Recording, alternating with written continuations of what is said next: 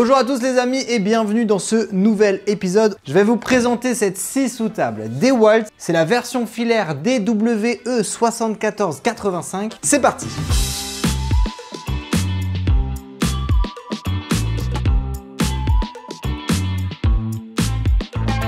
J'en ai eu des scies sous table dans ma vie, 3. Ici, on a la troisième et c'est de loin la meilleure. Et je vais vous dire plus tard pourquoi c'est la meilleure et je le pense haut et fort. Cette machine de la marque DeWalt, on est sur une qualité de fabrication incroyable. J'ai beau être fan de DeWalt, là, franchement, c'est sincère, la machine, elle est ultra quali. C'est une machine qui est un petit peu entre le stationnaire et le transportable. C'est pour ça que sur la gauche, on a une poignée. Sur le bas, on a 4 gros patins en caoutchouc pour s'adapter un petit peu aux surfaces. Mais malgré ça, c'est quand même une machine qui pèse 22 kg.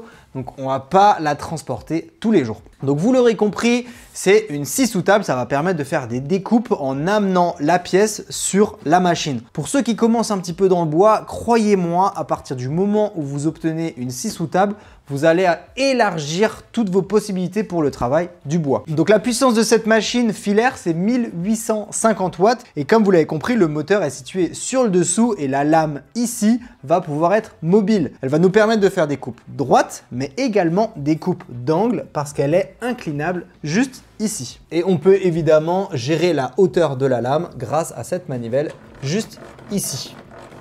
On retrouve sur le devant le bouton de démarrage et le bouton d'arrêt d'urgence sécurisé avec cette grosse platine rouge. Et si vous voulez éviter un démarrage intempestif, vous avez la sécurité juste sur le dessus pour cacher le bouton de démarrage.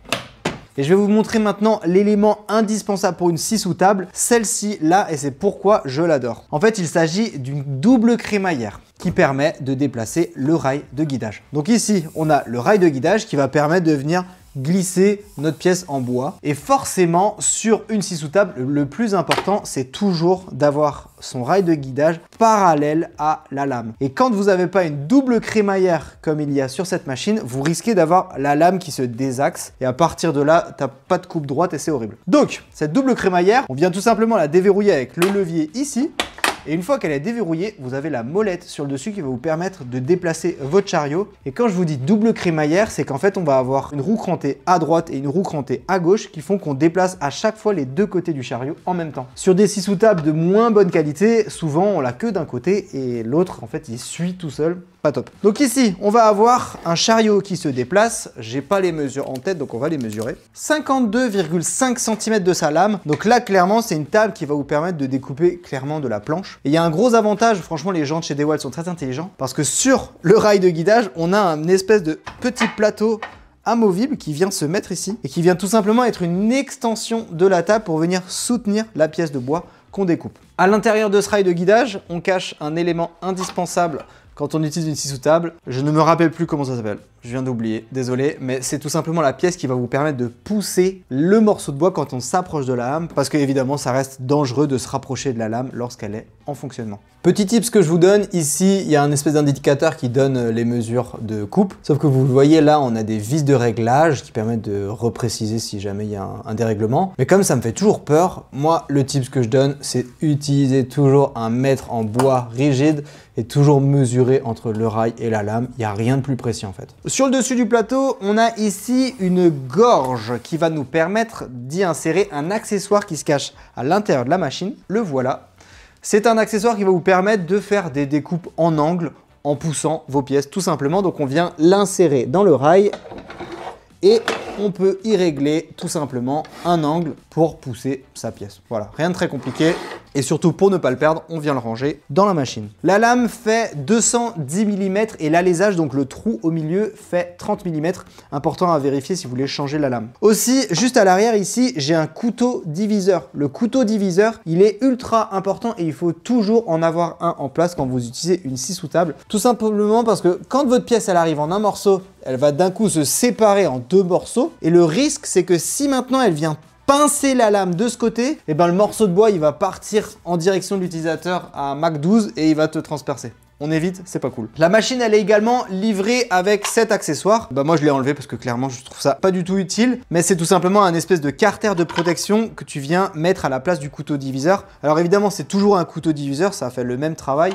Mais ça rajoute un carter de protection qui soulève quand la pièce arrive et une zone d'aspiration. Moi franchement j'utilise jamais ça parce que le problème c'est que tu vois plus très bien la lame et moi je trouve ça pas très pratique. En tout cas si vous voulez le monter, sachez qu'à l'arrière de la machine sur le dessous, on a un espèce de petit loquet jaune qui une fois qu'il est dévissé permet de venir changer le couteau diviseur. Le rail de guidage vous pouvez également le changer de place, donc on a un loquet de chaque côté qui permettent de venir par exemple le mettre de l'autre côté de la machine. On a des petits ergots noirs qui permettent de le fixer dessus, donc on peut un peu le mettre où on veut selon ses besoins. Et à l'arrière de la machine, on retrouve également fixé dessus une clé qui va vous permettre de changer la lame quand vous aurez besoin de la changer. Donc pour ça, on a juste à dévisser quelques vis sur le plateau jaune et on vient utiliser les deux pinces, pardon, c'est vrai qu'il y a deux pinces, les deux pinces pour venir dévisser notre lame et la changer. On a un plateau parfaitement lisse ici en aluminium. Pour ce qui est de la capacité de coupe, à 90 degrés comme ici, on peut couper jusqu'à 65 mm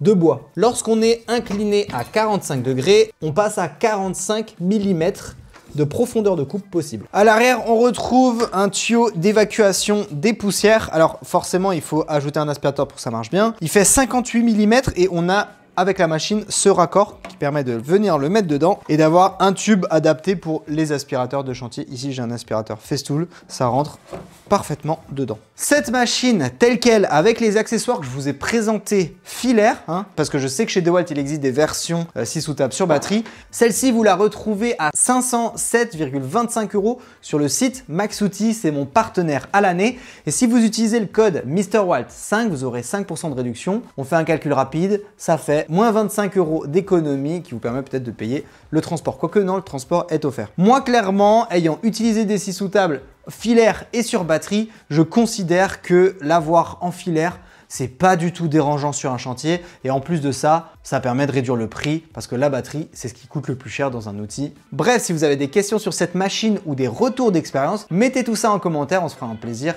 de les lire. Et si jamais, on se retrouve très bientôt sur la chaîne MrWalt L'Atelier pour tester d'autres produits. Ciao tout le monde!